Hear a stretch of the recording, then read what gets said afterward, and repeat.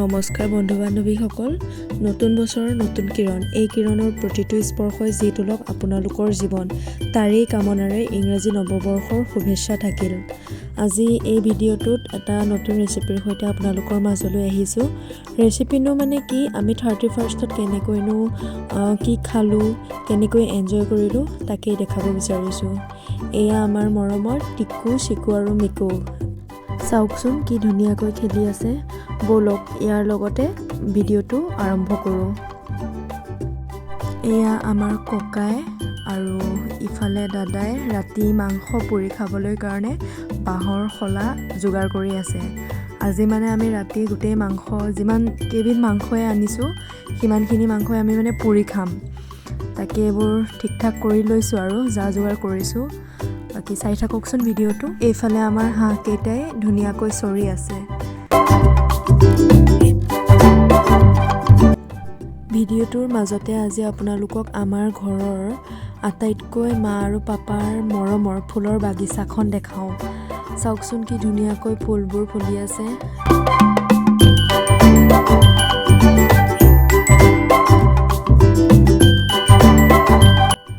বাগিচাখনত যিমানখিনি ফুল দেখিছে, যিমানবোৰ যি দেখিছে, এয়া চব মা আৰু পাপাই কৰা। মানে মা আৰু পাপা এনি টাইম ফুলৰ বাগিচাখনত লাগি থকাৰ নিচিনাই, যেতিয়া পাপাৰ অফিচ বন্ধ থাকে। আৰু ফুলবোৰ যেতিয়া ফুলি থকা দেখা যায় ন, মনটো মানে বহুত বেছি কিবা এটা ভাল লাগে। যেতিয়া মনবোৰ বেয়া লাগি থাকে তেতিয়া আগফালে ফুলৰ বাগিচাখনলৈ ওলাই আহিলে মনটো কিবা এটা শান্তি লাগি যায়। এয়া সকলো মা আৰু পাপাই কৰিছে। মা আৰু পাপাৰ মানে বহুত মৰমৰ হয় বাগিচাখন। আপোনালোকে যদি ভালকৈ আমাৰ এই বাগিচাখন চাবলৈ বিচাৰে তেনেহ'লে মোক কমেণ্ট কৰিব, কেনেকৈনো মা পাপাই ফুলৰ বাগিচাখন বনাইছে, কিমান কষ্ট, কিমান কি লাগে, সকলোবোৰ মই বেলেগ এটা ভিডিঅ'ৰ জৰিয়তে আপোনালোকক ক'ম।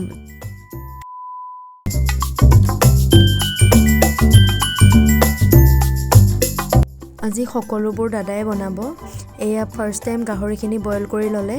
গাহৰি মাংসটো ডাঙৰ ডাঙৰ পিচ কৰি আনিছিলে আৰু এইফালে ব্ৰইলাৰ মাংসও সেই ঠিক একেই ডাঙৰ ডাঙৰ পিচ কৰি আনিছিলে। পিছত সমান চাইজত কাটি ল'ব। এতিয়া এয়া ব্ৰইলাৰ মাংসখিনি সমান চাইজত সৰু সৰুকৈ পিচ কৰি লোৱা হৈছে।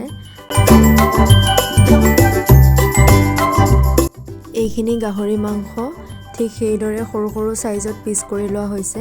এতিয়া এয়া আদা, নহৰু আৰু কেইটামান শুকান জলকীয়া ধুনীয়াকৈ পিচি গুড়ি কৰি ল'ম।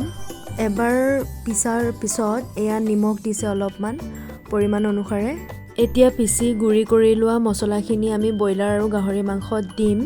যিহেতুকে এইখিনি মাংস আমি পুৰি খাম, সেইকাৰণে কি কি মছলা আমি ব্যৱহাৰ কৰোঁ চাই থাকক।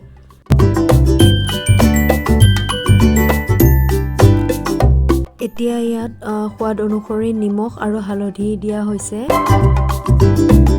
তাৰপিছত ঘৰতে বনোৱা জলকীয়াৰ পাউডাৰ দিয়া হৈছে।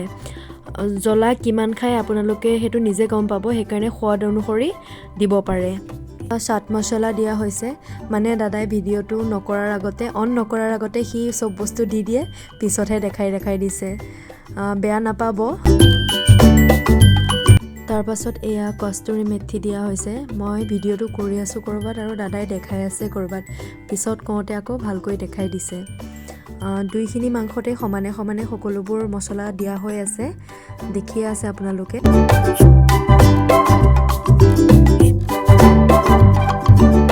কস্তুৰী মেথি দিয়াৰ পিছত তন্দুৰী চিকেন মছলা দিছে। তাৰপাছত এয়া ধনিয়া পাউডাৰ দিয়া হৈছে। একেবাৰে শেষত তেল দিছে। গাহৰি মাংসত তেল অকণমান দিছে, কাৰণ গাহৰি মাংসৰ পৰা তেল ওলায়। তাৰপিছত ধুনীয়াকৈ মাংসটো সানিছে দাদাই। মই আগৰ ভিডিঅ'টো কৈছিলোঁ যাতে মাংসৰ ভিতৰত মছলাটো সোমাই যাব পাৰে তেনেকৈ সানিব লাগে। গাহৰি মাংস কাৰ কাৰ প্ৰিয় হয় কমেণ্ট কৰি জনাবচোন। এতিয়া গাহৰি মাংসখিনিও ধুনীয়াকৈ সানি লোৱা হৈছে। এতিয়া দুইখিনি মাংস অলপ টাইমৰ কাৰণে ফ্ৰিজত ৰখা হ'ব। এতিয়া বহি মাংস পুৰি খাবলৈ কাৰণে জুই ধৰা হৈছে। এয়া দেখিছে আমাৰ মৰমৰ ডুগি, তাইও ভিতৰত নাথাকে, আমাৰ লগতে থাকিব, সেইকাৰণে আমাৰ লগতে লৈ আহিছোঁ। A few moments later. মাংসখিনি এঘণ্টামান ফ্ৰিজিং কৰাৰ পাছত এয়া বাৰ্বিকিউ ষ্টাইলত ধুনীয়াকৈ পুৰা হ'ব। মাংসৰ লগত খাবলৈ কাৰণে দাদাই চাটনি এটা বনাইছে আৰু এইটো দেখিছে চিলি অইল বুলি কয়, দাদাই বনাইছিলে। ইয়াৰ যদি ৰেচিপি লাগে তেনেহ'লে মোক কমেণ্ট কৰি জনাব। এতিয়া চিলি অইলখিনিৰ লগত টমেটো কেটচাপ দিয়া হৈছে। দুভাগ চাটনি বনাব, তাকে চাই থাককচোন কি কি বনোৱা হয়। এইফালে মা আৰু পাপাই কামত ব্যস্ত হৈ আছে। পাপাই ধনিয়া বাচি আছে আৰু মায়ে খাবলৈ কাৰণে মাছ বনাই আছে, মানে মাছখিনি ৰেডি কৰি আছে। এয়া চাটনিটোৰ লগত ইংলিছ মেয়নিজটো দিব, লগতে ধনিয়া কুটি দিছে। তাৰপিছত দুইখিনি ধুনীয়াকৈ মিক্স কৰি দিব।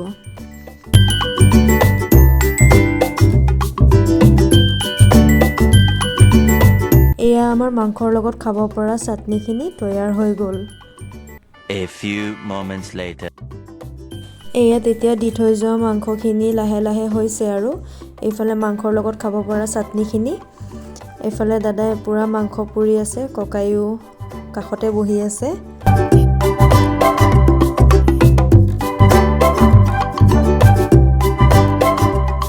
এয়া গাহৰি মাংস খাবলৈ পৰা হৈছে।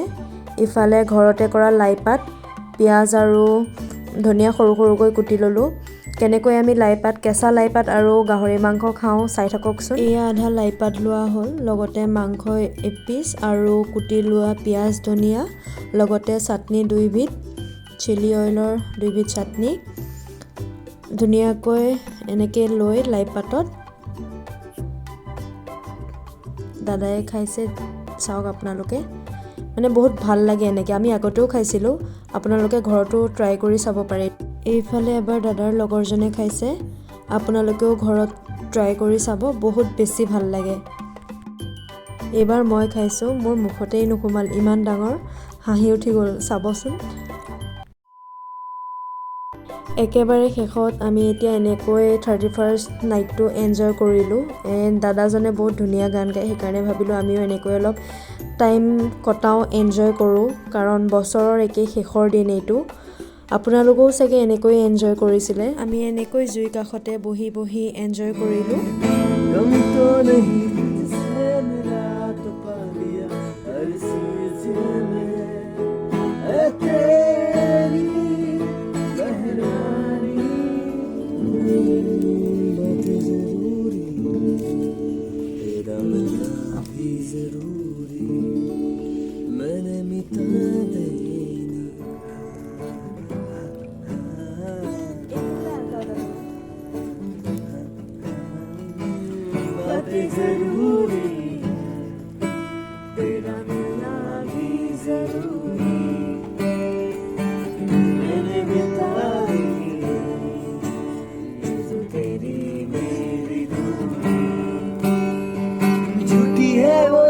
सारी दुनिया की इश्क जहाँ न चले, तेरा होना मेरा होना क्या होना, अगर न दोनों मिले तो पहला पहला प्यार है मेरा,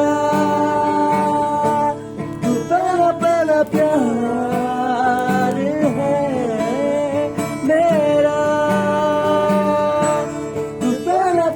प्यार है मेरा।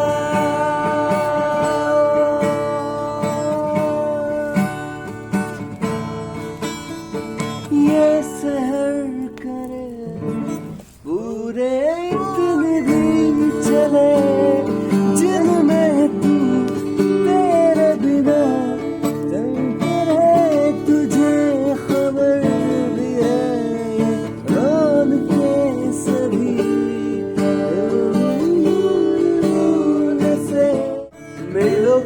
सालों का हो चाहे हो, सफर की परवाह नहीं, दिल है जहाँ मेरी वहाँ होना है, पहुँच है जाना वही, तू पहला पहला प्यार है मेरा,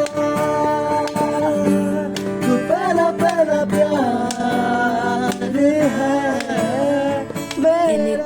সৰু সুৰাকৈ 31st নাইটটো কটালোঁ। শেষত নৱবৰ্ষৰ সকলোলৈকে বহুত বহুত হিয়া ভৰা শুভেচ্ছা জনালোঁ। ধন্যবাদ। প্ৰিয়াক ফুলাবৰ